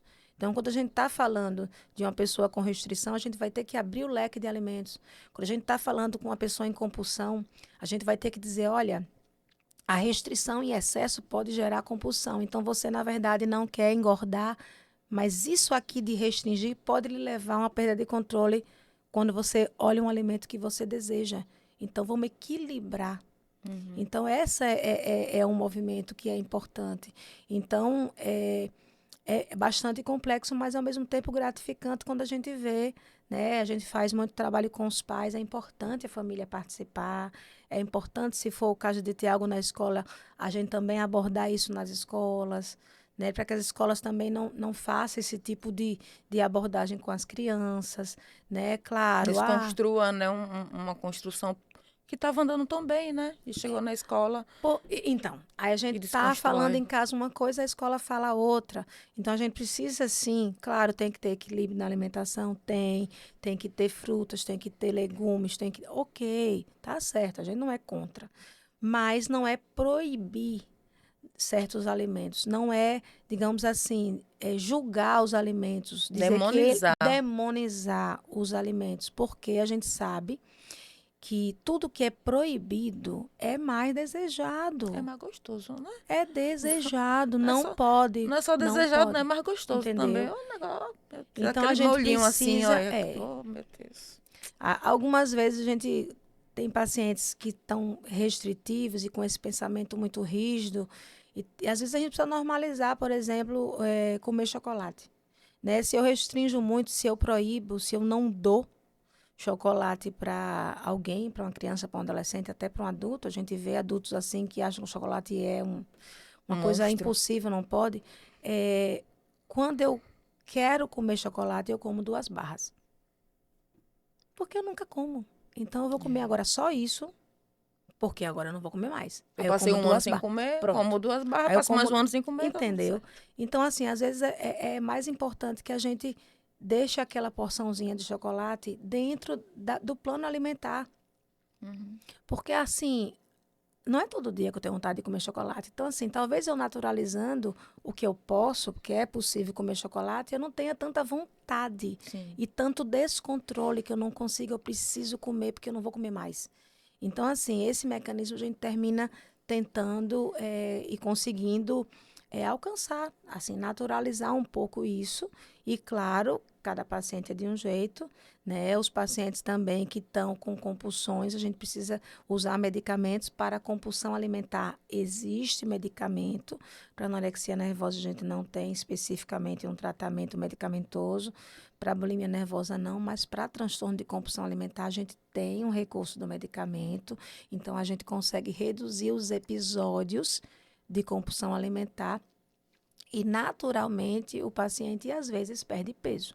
Uhum. Não é o objetivo inicial do tratamento, mas os pacientes que têm obesidade com compulsão alimentar, a gente tratando a compulsão, organizando a alimentação, eles conseguem muitas vezes perder peso e até se tornar satisfeito com o seu corpo, né? Não é para emagrecer, essa palavra é meio estranha, né?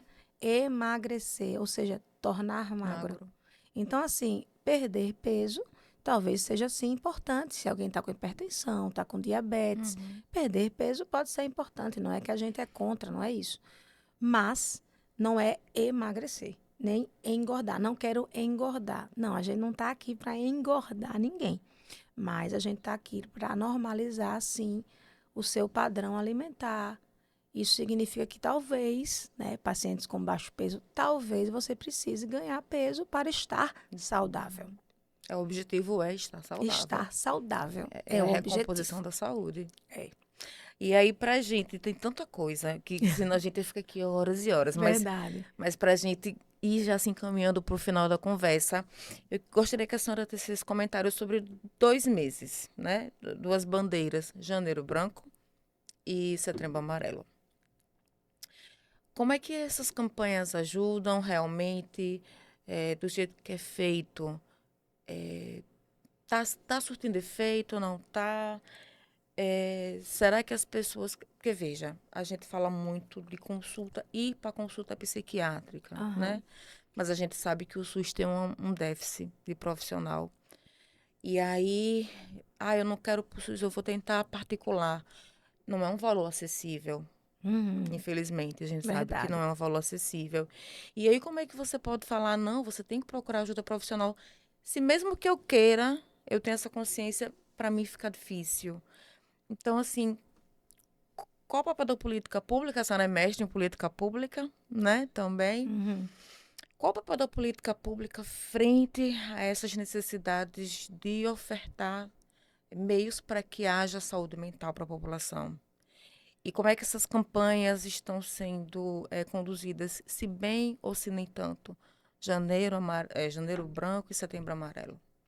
Que eu sei que são causas diferentes, setembro está mais ligado ao É. suicídio, mas que acontece também por uma questão de saúde mental. Uhum. Com certeza.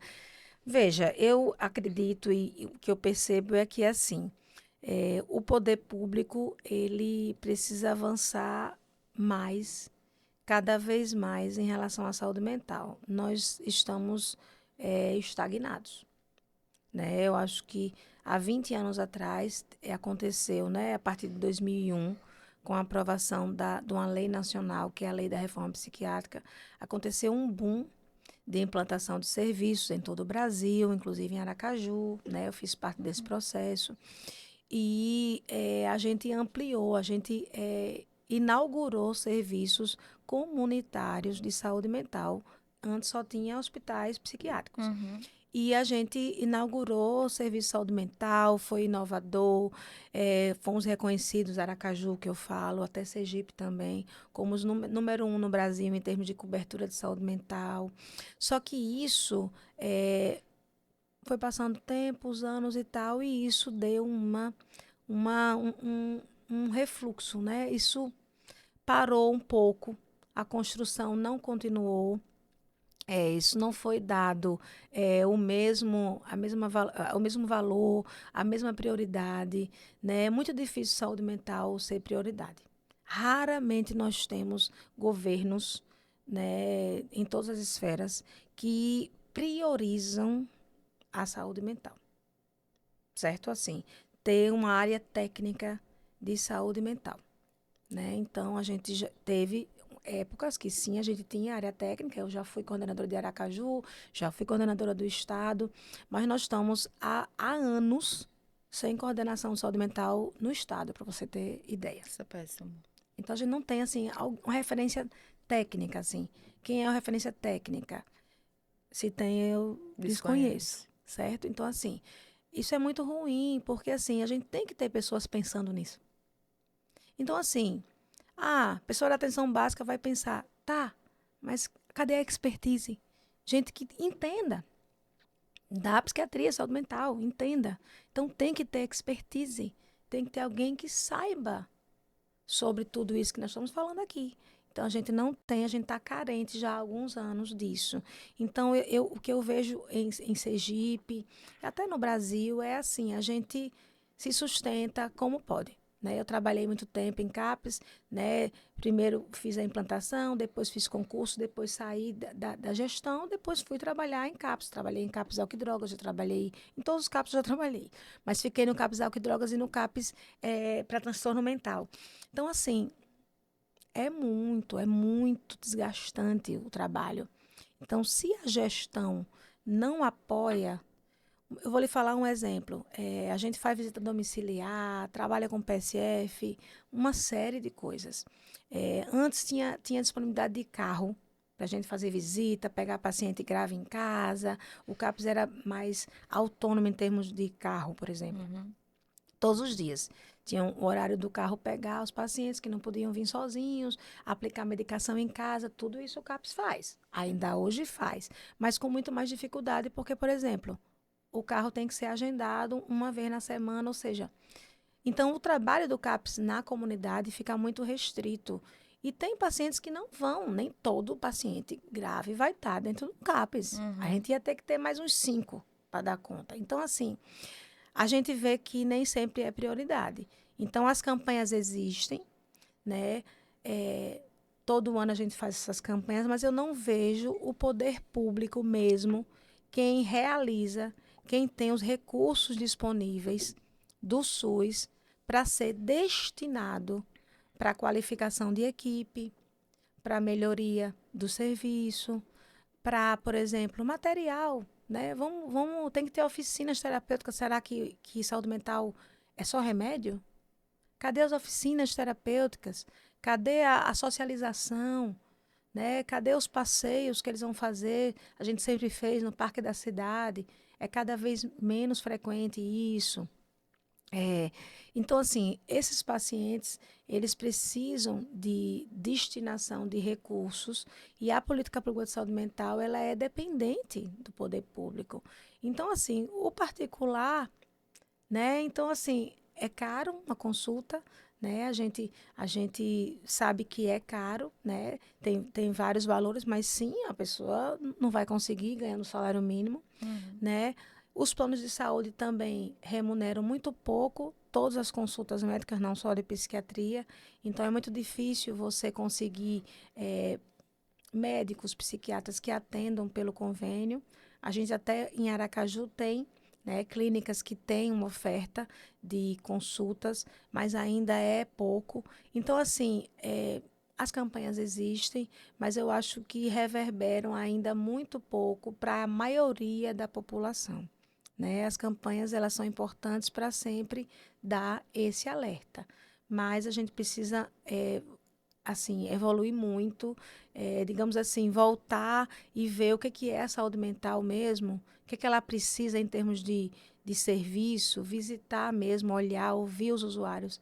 Eles falam, eles sabem o que eles precisam. Então, assim, os CAPs, eles têm muitos usuários cadastrados. Faz uma visita, eles sabem falar, eles falam por si próprios. Então, é importante que a gente ouça os pacientes graves que estão sendo atendidos para que a gente possa evoluir cada vez mais.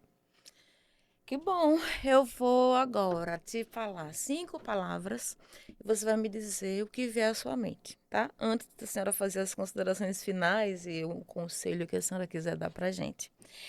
É, o que seria equilíbrio para a senhora? Equilíbrio. Equilíbrio, para mim, é ter a saúde mental em dia. Né? Se a gente tem a saúde mental em dia, se a gente está em busca da saúde mental em dia, o nosso corpo vai responder bem e tudo vai entrar em equilíbrio. Família, Família é amor, família é sustentação, família é tudo. política pública, Fundamental. Deixa eu ver o que mais. Faltam mais duas. Deixa eu pensar. Hum. Já se falou tanta coisa que até para encontrar as últimas a gente. Ai, psiquiatra. Olha, Ou psiquiatria. é, psiquiatria é um desafio, né? Psiquiatria é um desafio, psiquiatria é empatia, psiquiatria é olhar no olho, olhar na alma das pessoas, né? É se importar, né? Eu acho que psiquiatria é tudo isso, né? É sofrido, é suado, mas ao mesmo tempo pode ser libertador. Ao mesmo tempo é felicidade você encontrar um bom psiquiatra porque ele acompanhe naquele seu momento mais sombrio, né? Eu sou suspeita, não tenho uma palavra só não. Psiquiatria é tudo. Apaixonada. Acolhimento. Acolhimento faz parte de tudo que a gente faz, né? O acolhimento é um abraço, o acolhimento é uma escuta, né? É importante, é o dia a dia. Se a gente tivesse mais acolhimento nas relações, a gente estaria melhor, né? É o que eu acredito. Eu vou furar o protocolo e vou passar para mais uma ou duas palavras. Tá bom. Espiritualidade. Também, espiritualidade tem que caminhar junto, né? A gente é um ser também espiritual, né? Eu acho que ter uma crença, ter você sabe que já tem até pesquisa que falou sobre isso, né? Pessoas que tinham uma crença, elas tinham um bem-estar mental melhor. Então, acreditar em algo que nós não somos simplesmente soltos no universo vagando, a gente tem uma crença, ela ajuda a gente a superar desafios. Então, eu acho que a espiritualidade, não necessariamente religiões, né? Nós estamos falando de espiritualidade, é muito importante, com comprovações já científicas de que faz muito bem. Cérebro. Cérebro é um dos nossos órgãos mais misteriosos, né? A gente não conseguiu até hoje desvendar todos os campos do cérebro e toda a nossa capacidade mental e cerebral. O cérebro ainda é um mistério que a gente vai desvendando ao longo do tempo. Ai, pra gente encerrar esse bate-papo, que eu ficaria horas e horas aqui conversando, daqui a pouco eu ia trazer um livro, eu ia querer falar sobre o demônio do meio-dia, eu ia querer falar sobre um bocado de coisa com a senhora, mas não tem condição, não tem tempo. Deixe suas considerações finais, né? Olha aí no olho de quem está nos assistindo e faça suas considerações finais sobre saúde mental, sobre a importância de se acolher, de respeitar os seus limites, né, de impor limites, porque muitas vezes a gente perde a saúde mental quando a gente é muito permissivo, né, com as pessoas para que elas Sim. invadam os nossos ambientes, o nosso campo. Suas considerações finais a respeito. Muito bem, então vamos lá. Eu queria dizer para vocês que eu sei que é difícil, né? Muitas vezes o cotidiano, o dia a dia, o corre-corre, é muito difícil a gente olhar para a gente, né? Às vezes a gente olha mais para o marido, para os filhos, para o trabalho e menos para a gente. Mas que é importante fazer o exercício de perguntar o que eu gosto, o que eu quero para mim. E às vezes a gente perceber que nós não estamos fazendo algo de bom para nós mesmos. Então, dar esse limite de primeiro eu preciso olhar para mim é fundamental, né? A gente tem aquela máxima que é a máscara de oxigênio primeiro está na gente, né? Ela precisa estar na gente para a gente poder ajudar os outros. Então é importante sim que a gente coloque limites, que a gente chame os outros também para nos ajudar, né? Que a gente consiga pedir ajuda também. Por que que a gente está sempre disponível, mas quando é para a gente não consegue pedir ajuda, né? A gente precisa olhar para isso também, que a gente também pode ser frágil, né? A gente não é só a fortaleza, a gente não é só o corre-corre, a gente também tem um lado frágil e tudo bem, ser frágil às vezes, né? Tudo bem pedir ajuda às vezes. Quando eu falo para você, estou falando para mim mesma, porque também é um desafio para mim e sempre foi um desafio para mim, que agora a gente consegue perceber com mais clareza, mas isso demanda uma maturidade que a gente precisa ir adquirindo. Então, para vocês que estão nessa luta, né, que estão nesse desafio de não saber a hora de parar, não saber a hora de dizer não, de não saber desagradar, de ter vergonha, não tenham vergonha de ser quem são. Então, se está pesado, se está cansado, para um pouco, faça depois, não faça agora. Se está difícil, peça ajuda, chame alguém, amiga, vamos conversar. Vamos aqui conversar. Então, assim, é importante que a gente reconheça que a gente sim tem limites e esses limites precisam estar muito claros para nós mesmos. Não espere que o outro reconheça o seu limite. Você precisa dizer que tem limites e aí sim o outro vai se reconfigurar. Somente quando você mudar. Senão, aí o jogo continua o mesmo, certo? Se você mexe uma peça, que essa peça é você, o jogo todo tem que mexer. Então, o segredo é esse: vamos mudar nós mesmos, vamos ampliar nossa maturidade emocional para que a gente possa conviver de uma maneira mais saudável e menos nociva para nós mesmos. Essa é a dica. E que dica, hein? Uma baita dica. Ou seja, você ensina como o outro irá atuar e irá agir com você. Doutora Ana, muito obrigada. Eu assim, já era fã, fiquei ainda mais fã, entendeu? Amei o nosso bate-papo, amei tudo que a senhora falou, as dicas. Eu espero que quem está lá do outro lado também possa aproveitar, né? Volta um pouquinho a conversa, se não entendeu, ouve de novo, anota. Eu gosto muito de anotar. Né? Eu tenho um caderno que quando eu vejo coisas interessantes, eu vou anotando, nem que sejam as frases, mas ali Uhum. já vai me dando ensinamentos e insights para outros momentos. Então, assim, saúde mental, saúde no geral, né? Somos seres integrais, saúde como um todo, mas saúde mental também é necessário. Se ela não estiver bem, dificilmente o nosso corpo vai funcionar bem. Espero que vocês tenham gostado. Esse foi o nosso bate-papo da semana e a gente se encontra no próximo para você saber. Obrigada.